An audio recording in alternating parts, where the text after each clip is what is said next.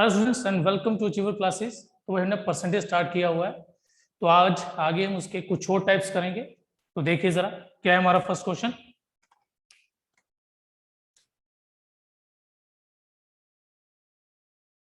देखिए भाई, अगर हमें क्या दिया है,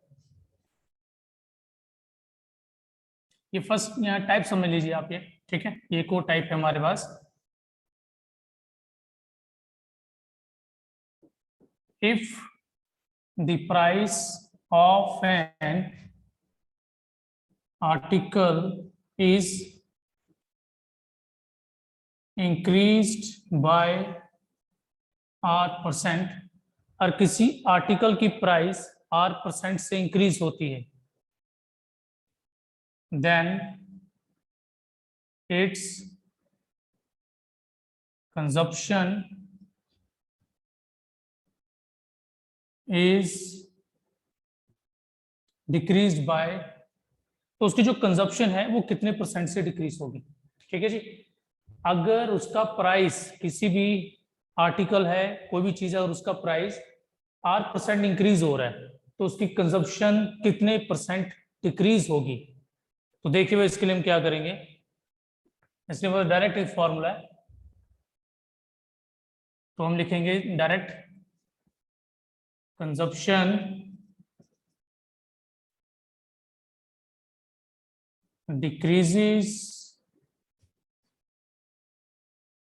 by R upon 100 plus R into 100%। ठीक है जी, इसका डायरेक्ट फॉर्मूला है। अगर किसी भी चीज का प्राइस, सपोज करो जैसे कोई बाइक है या मोबाइल है, सपोज करो एक मोबाइल का प्राइस अगर 20% बढ़ जाता है, हर एक मोबाइल का प्राइस 20 या 25%, कुछ भी आप मान सकते हैं, अगर इंक्रीज हो जाता है तो उसकी कंजप्शन कितने परसेंट कम हो जाएगी। ठीक है, तो एग्जांपल लेते हैं, इसी में एग्जांपल लिख देते हैं भाई। If the price of A bike is increase by 25%, अगर एक बाइक का प्राइस 25% इंक्रीज हो गया, देन इस कंजप्शन इज डिक्रीज बाय, और रिड्यूस भी लिख सकते हैं भाई। ठीक है, कंजप्शन कितने परसेंट डिक्रीज होगी या रिड्यूस होगी, तो क्या आ जाएगा जी, फॉर्मूले के अकॉर्डिंग रेट। रेट मीन्स हमें जो भी परसेंटेज दिया इंक्रीज या डिक्रीज की, वो आ जाएगी। इट इज 25%, 100 प्लस 25 इंटू 100, और बाहर परसेंट आ जाएगा जी। तो ये कितना आएगा जी हमारे पास, 25 अपॉन 125 इंटू 100%, 1 एंड 5, और इसको सॉल्व करके आ जाएगा 20%। तो इसका मतलब ये हुआ कि उसकी जो कंजप्शन है आर्टिकल की, इट इज डिक्रीज बाय 20%, उसकी कंजप्शन 20% कम हो जाएगी। ठीक है जी, ओके। अच्छा, सपोज कीजिए अब इसी का अगर उल्टा दिया हो, उल्टा मीन्स अगर ये दिया हो, if the price of A bike is decrease by, अगर डिक्रीज बाय आ जाएगा R%, अगर प्राइस उसका R% कम हो गया है, तो सिंपल सी बात है, उसकी कंजप्शन क्या हो जाएगी, इंक्रीज हो जाएगी। कंजप्शन इज इंक्रीज बाय, उसकी कंजप्शन कितने परसेंट इंक्रीज होगी, सेम फॉर्मूला, बस यहां पे क्या आ जाएगा, माइनस आ जाएगा। ठीक है, सेम फॉर्मूला रहेगा, बस प्लस की जगह हमारे पास माइनस आ जाएगा यहां पे। ठीक है जी, तो चलिए अब इसमें एग्जांपल लेते हैं। तो मान लेते हैं the price of A bike is decrease by, कितना डिक्रीज हो गया, मान लेते हैं 20% बाइक का प्राइस डिक्रीज हो गया है, तो देन इट्स कंजप्शन कितने परसेंट इंक्रीज हो जाएगी। तो जी हम इसमें क्या करेंगे, आर की जगह हम क्या लिखेंगे, अब 20 लिखेंगे जी। क्या आएगा, 20 आ जाएगा हमारे पास, और नीचे क्या आएगा जी, -20। तो लीजिए ये क्या बन गया, 20 अपॉन 80 इंटू 100%, इट बिकम्स 25%। तो इट मीन्स उसकी जो कंजप्शन है वो 25% क्या हो जाएगी, इंक्रीज हो जाएगी। Consumption increases by 25%। ठीक है जी। और इसके अलावा आप ये वहां पे भी यूज कर सकते हैं। सपोज करो जैसे क्या कहा हो आपको, एग्जाम्पल के तौर पे अगर दिया हो, ये जो दोनों फॉर्मूले कहाँ पे आप यूज कर सकते हैं, if A salary is R% more than B, ठीक है, if A salary is R% more than B, then B salary is less by what percent with respect to A। तो फिर B की सैलरी A से कितने percent less होगी, वहां पे भी आप सेम यही मेथड यूज कर सकते हैं। ठीक है, कि अगर A की सैलरी B से R% ज्यादा है तो B की सैलरी A से कितने परसेंट कम है, या वहां पर भी यूज कर सकते हैं।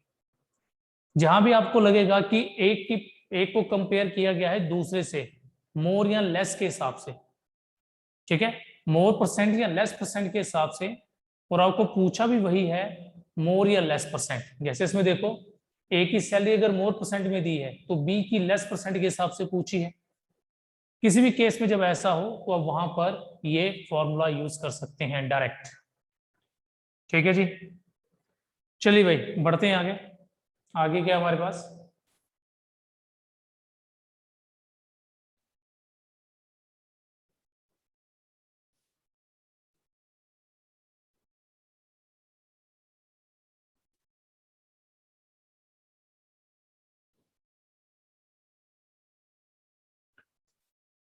अब देखिए भाई, अगर क्या हो हमारे पास सक्सेसिव इंक्रीजेस या डिक्रीजेस हो कुछ भी, ठीक है, यानी कि अगर किसी चीज का प्राइस, कुछ प्राइस लगा लीजिए, उसकी वैल्यू लगा लीजिए, कुछ भी लगा लीजिए, अगर वो क्या होता है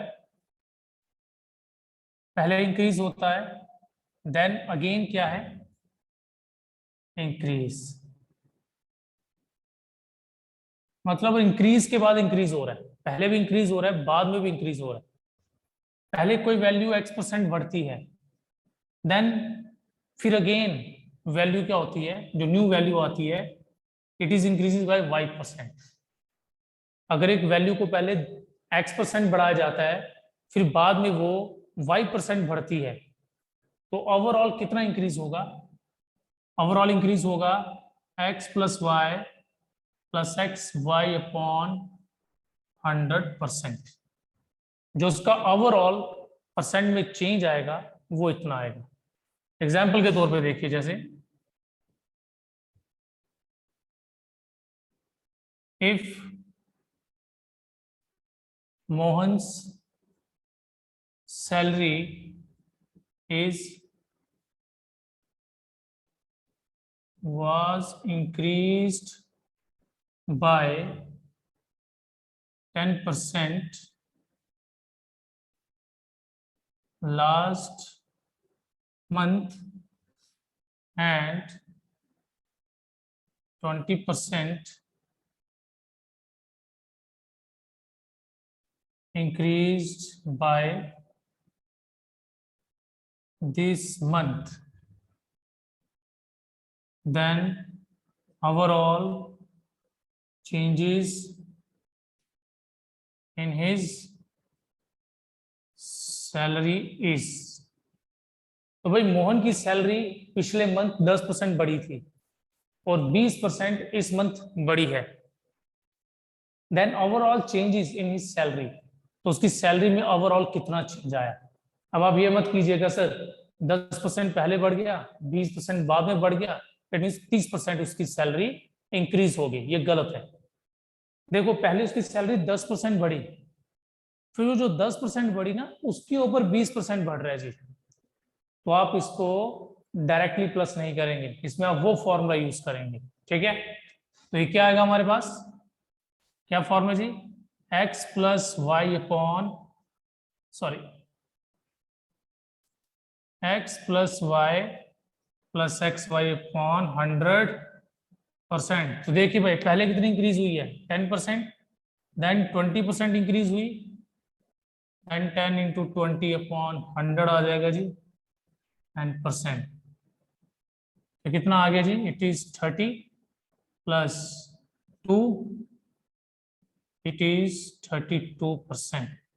तो जी 32% इंक्रीज हो गई। ठीक है जी, कितनी सैलरी इंक्रीज होगी उसकी, 32%।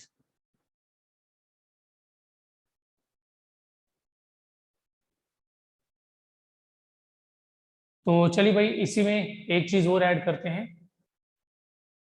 अगर क्या होता और उसको, उसकी सैलरी अगर आपको दी होती, ठीक है, ये तो था कि 10% बढ़ गई, 20% बढ़ गई, तो हमें ये पता चल गया उसकी सैलरी कितनी चेंज हुई है, इट इज 32%। तो मैं सपोज करो अगर आपको वो दे देता है कि उसकी सैलरी एक्चुअल, ये भी सॉरी 1 मंथ या 2 मंथ जो भी है, अगर उसकी पहले सैलरी इतनी थी तो अभी की सैलरी क्यों कितनी होगी। ठीक है, तो इसकी आगे मैं ऐड कर देता हूं, देन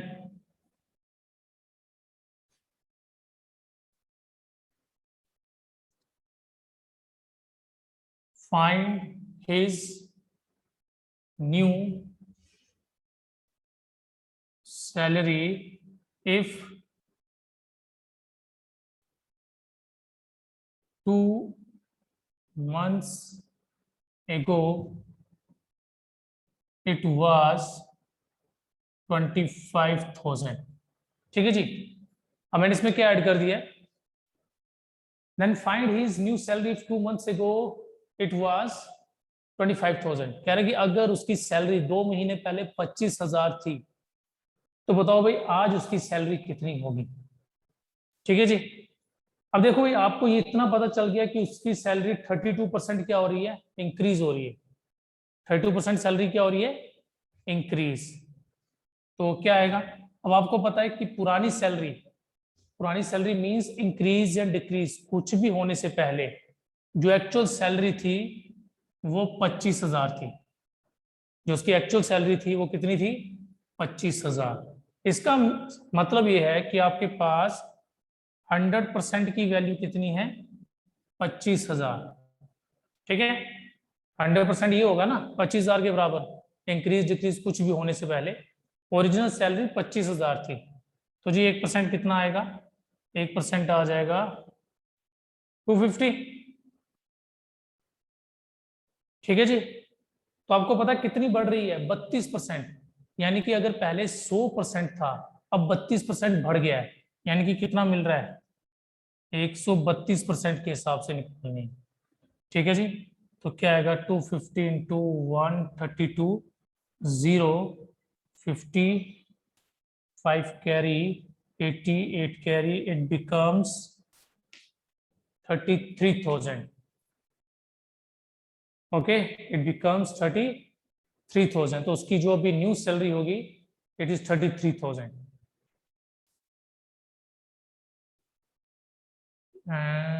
ठीक है भाई, ओके।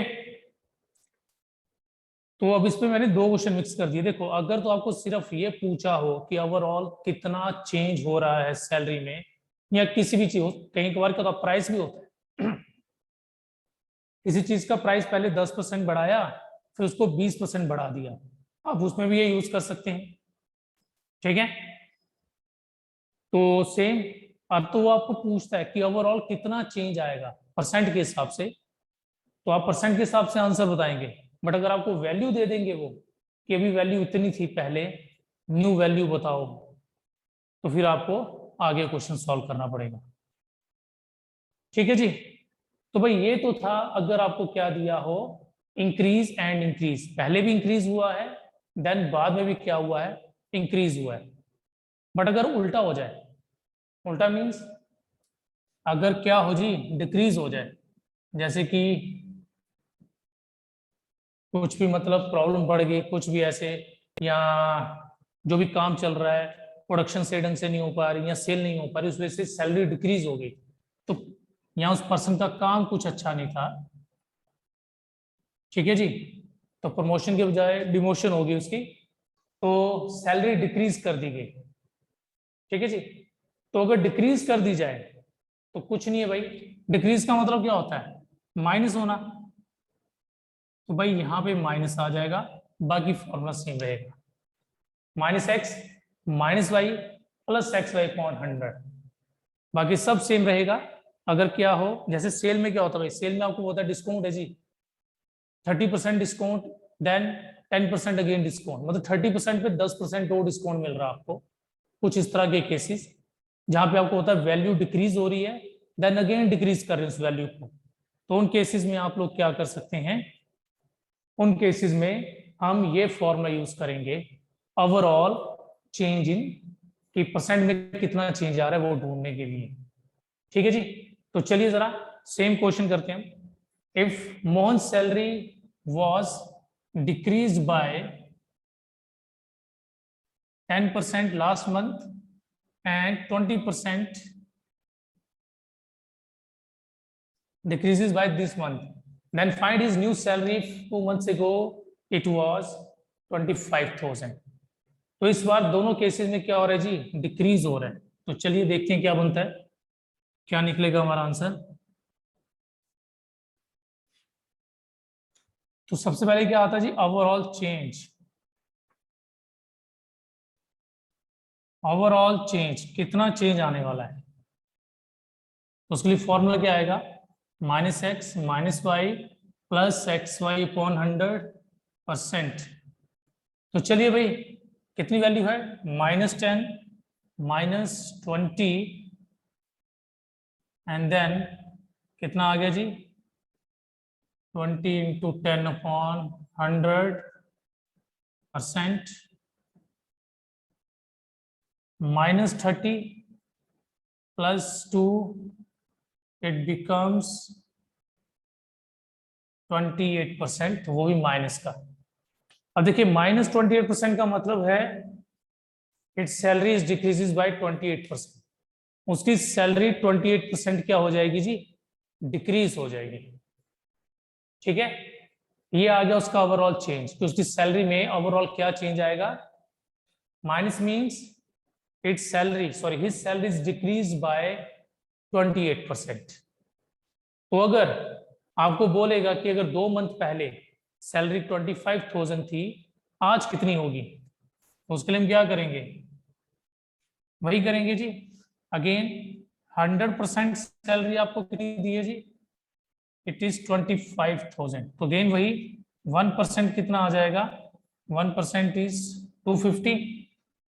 हाँ अब ध्यान दीजिएगा भाई, यहां पे इसने क्या बोला है, उसकी सैलरी 28% डिक्रीज हो रही है, अगर 28% डिक्रीज हो रही है तो उसको सैलरी मिल कितनी रही फिर, अगर सैलरी डिक्रीजेस बाय 28% तो उसको कितनी सैलरी मिल रही है जी, 100 माइनस 28 यानी कि 72, ठीक है ना।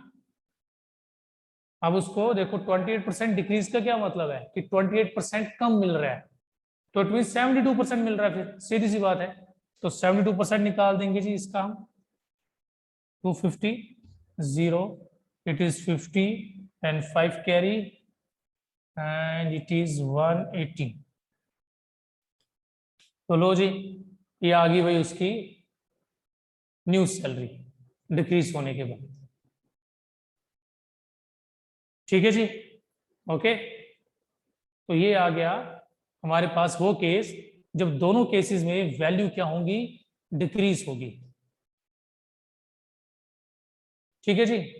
चलिए बढ़ते हैं आगे, अब इसमें भाई थर्ड केस है हमारा, कभी कभार क्या होता है, कभी किसी पर्सन का काम अच्छा लग रहा है तो हो सकता है पहले उसकी सैलरी इंक्रीज कर दें, ठीक है, या किसी चीज की बिक्री ज्यादा हो रही है, ज्यादा लोग उसको कंज्यूम कर रहे हैं, तो लोग क्या करे, कंपनी उसका प्राइस बढ़ा दे, लेकिन बाद में अगर काम अच्छा ना निकले तो उसको बाद में डिक्रीज कर दिया जाए, या हो सकता है कि पहले काम अच्छा ना हो तो पहले वैल्यू डिक्रीज हो जाए बाद में इंक्रीज हो जाए, कहने का मतलब है कि चाहे डिक्रीज इंक्रीज हो या इंक्रीज डिक्रीज हो, अपोजिट हो जाए इस बार, एक बार इंक्रीज हो रहा हो और एक बार क्या हो रहा हो, डिक्रीज हो रहा हो, तो उसके लिए क्या फॉर्मूला रहेगा हमारा।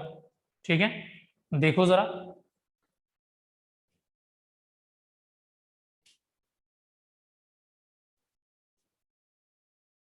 एग्जाम्पल रहने देते हैं भाई, इसी एग्जाम्पल को सॉल्व कर लेंगे।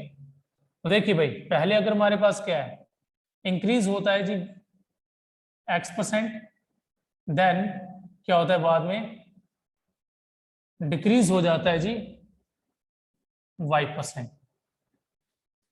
या फिर अब ये कह सकते हो, पहले डिक्रीज हो गया जी x%, देन इंक्रीज हो गया y%, कुछ भी, पहले इंक्रीज किया हो बाद में डिक्रीज, या पहले डिक्रीज किया हो बाद में इंक्रीज, दोनों में से कोई भी केसेस हो, तो आपने क्या करना है, इंक्रीज मतलब प्लस का साइन, डिक्रीज मतलब माइनस का।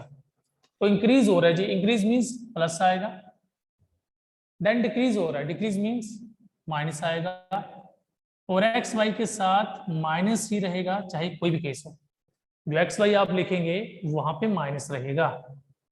अब दूसरा देखो, सपोज करो पहले डिक्रीज हो जाता बाद में इंक्रीज होता, तो कुछ नहीं है भाई, डिक्रीज का मतलब माइनस, इंक्रीज का मतलब प्लस, लेकिन एक्स वाई के साथ माइनस ही रहेगा। तो भाई ये दो फॉर्मूले और बन गए हैं हमारे, अगर अपोजिट केसेस आ जाए, इंक्रीज डिक्रीज हो या डिक्रीज इंक्रीज हो, तो उस केस में आप भाई ये कर सकते हैं। ठीक है जी, तो चलिए जरा करते हैं सॉल्व इसको। तो क्या जी हमारे पास एग्जांपल में ले लेते हैं, if Mohan's salary was decreased by 10% last month and 20% increases by this month, then find his new salary if 2 months ago it was 25,000। Same वैसे केस लिए मैंने, बट इस बार क्या है, पहले उसकी सैलरी 10% कम हो गई है, फिर सैलरी 20% बढ़ी है। तो देखिए क्या आएगा जी फॉर्मूला, देखो पहले डिक्रीज हो रहा है, पहले डिक्रीज हो रहा है तो -x, फिर इंक्रीज हो रहा है एक्स वाई अपॉन 100। तो चलिए भाई वैल्यू करते हैं पुट और देखते हैं जरा हमारा आंसर क्या आता है।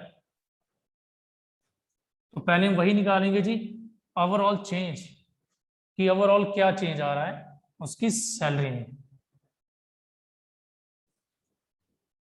तो चलिए कितना जी, माइनस कितना डिक्रीज हुआ जी 10, देन कितना इंक्रीज हुआ 20, 10 इंटू 20/100, ये कट गया जी। अब यहाँ पे देखिए क्या आएगा, it is 10, okay, sorry sorry sorry, यहाँ माइनस आएगा भाई, ठीक है, -x + 5 -x/100, it is 2, now it becomes 8%। ठीक है जी, तो इट मीन्स कितना आ गया जी, 8% का चेंज आ गया। तो चलिए अब देखिए, अगर ओवरऑल चेंज प्लस में आता है तो इसका मतलब है इंक्रीजेस बाय 8%। सपोज करो अगर मेरा आंसर माइनस में आता -8, तो फिर इसका मतलब होता डिक्रीजेस बाय 8%। इस चीज का ध्यान रखिएगा, जब इंक्रीज डिक्रीज का केस आता है तो वहां साइन का बहुत महत्व होता है भाई। ठीक है, जब दोनों तरफ इंक्रीज हो रहा हो, इंक्रीज एंड इंक्रीज, तो वहां प्लस ही आएगा, और अगर दोनों केसेस में डिक्रीज एंड डिक्रीज हो रहा हो तो वहां डिक्रीज ही आएगा। लेकिन जब इंक्रीज डिक्रीज या फिर डिक्रीज इंक्रीज हो जाता है तो वहां साइन को भी ध्यान से देखना है।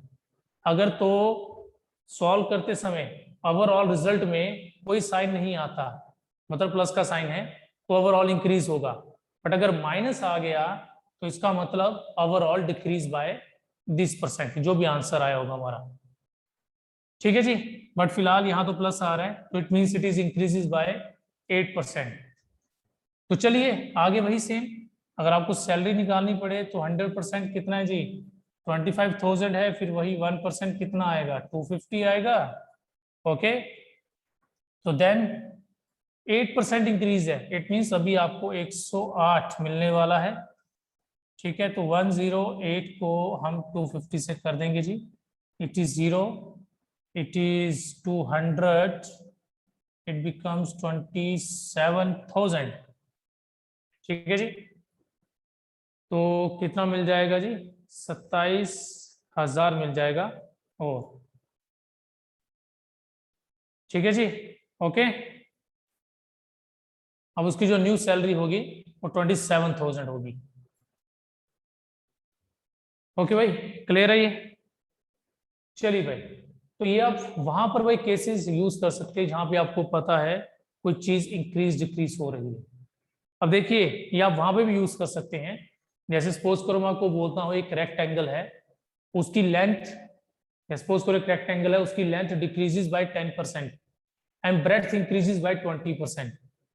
ठीक है, then what will be the changes in area, area में क्या चेंजेस आएंगी? तो सेम वैसे ही करोगे आप, यही फॉर्मूला यूज कर सकते हैं हम। ठीक है, किसी भी केस में जहां आपको लगेगा कि इंक्रीज इंक्रीज हो रहा है, डिक्रीज डिक्रीज हो रहा है, या इंक्रीज एंड डिक्रीज या डिक्रीज इंक्रीज हो रहा है, वहां पे आप ये फॉर्मूले यूज कर सकते हैं।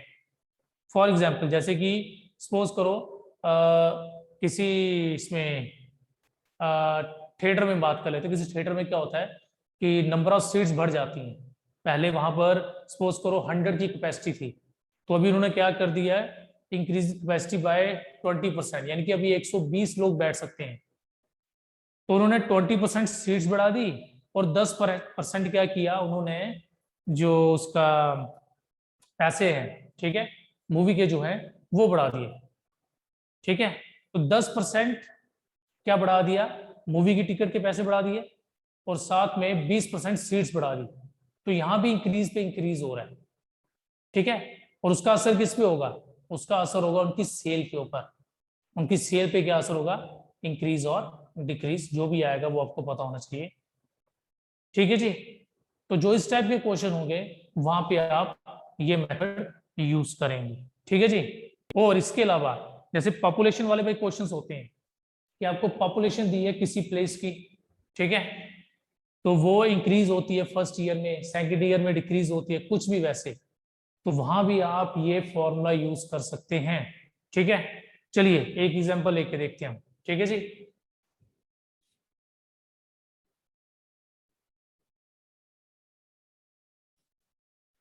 इसके अलावा भी साथ में मैं आपको इसका एक अल्टरनेट मेथड भी बताऊंगा। ठीक है, वो भी देख लीजिए, अगर आपको वो बेटर लगे तो वो भी यूज कर सकते हैं।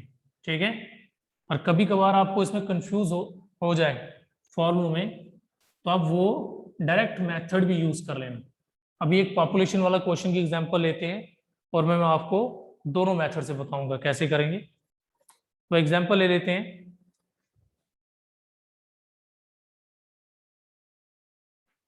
द प्रेजेंट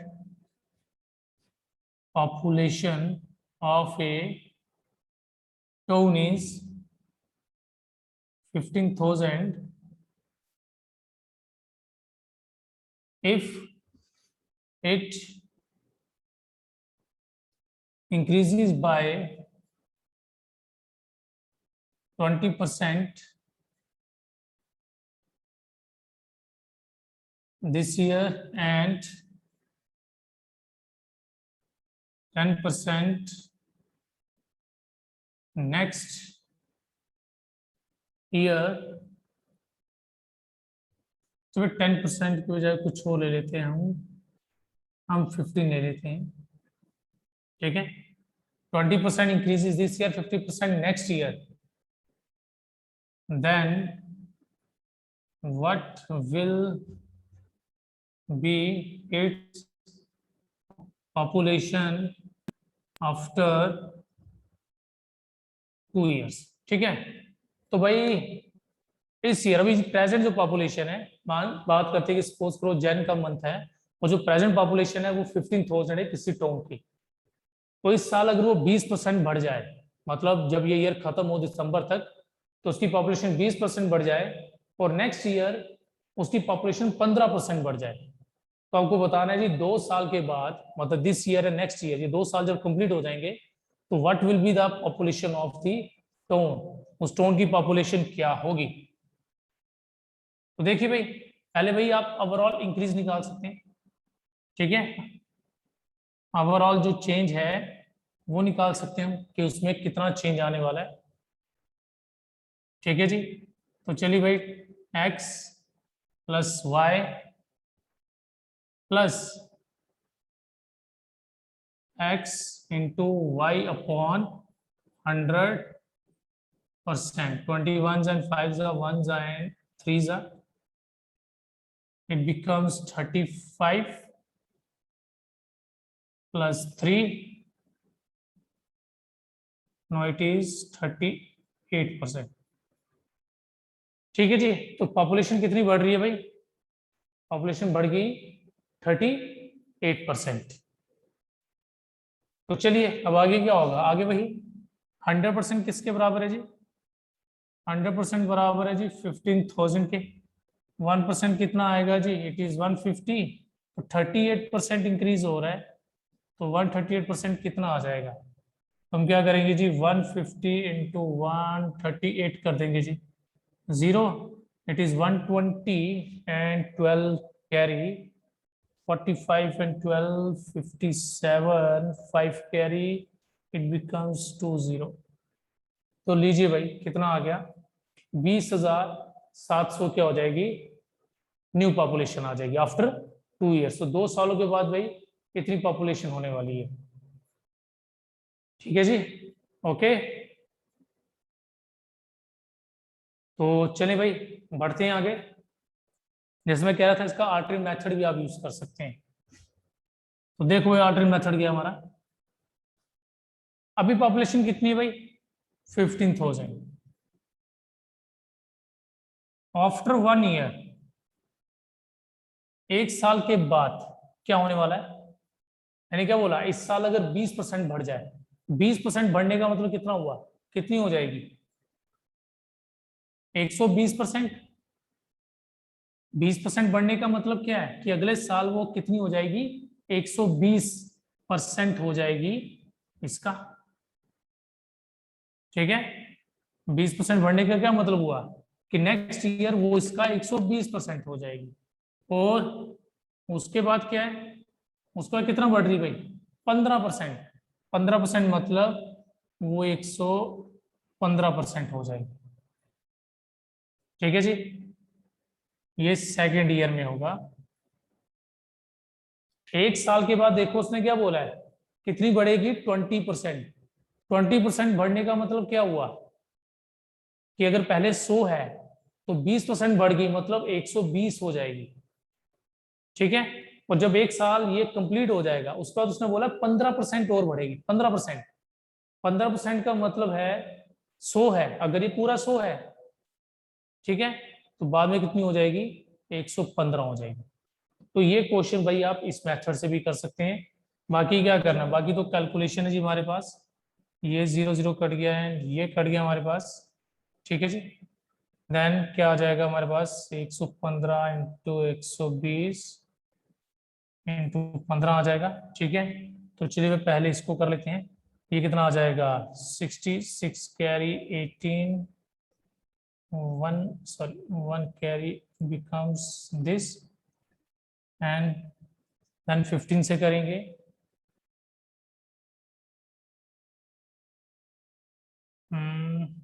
सॉरी भाई ये 0 तो कट गया हुआ है, ये 0 नहीं आएगा, now it becomes this and लो भाई, तब भी हमारा आंसर सेम आएगा, ठीक है जी।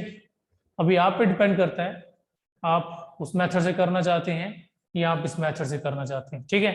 वैसे आप ये मेथड भी भाई माइंड में रखिएगा, ठीक है, क्योंकि कुछ क्वेश्चंस मैं आपको इस मेथड से भी करवाऊंगा, ठीक है। तो इस मेथड को भी ध्यान में रखिए, मतलब ये जो तरीका है, ठीक है, जरूरी की क्वेश्चन यही सेम हो, क्वेश्चन अलग हो सकते हैं, वो क्वेश्चन कुछ अलग हो सकते हैं लेकिन वहां पे कुछ पैटर्न इसी तरह से बनता है। तो इस पैटर्न को जरा माइंड में रखिएगा कि हम किस तरह से इसको करेंगे, ठीक है जी। तो भाई एक काम करते रखते हैं आज इतना फिर हम, ठीक है।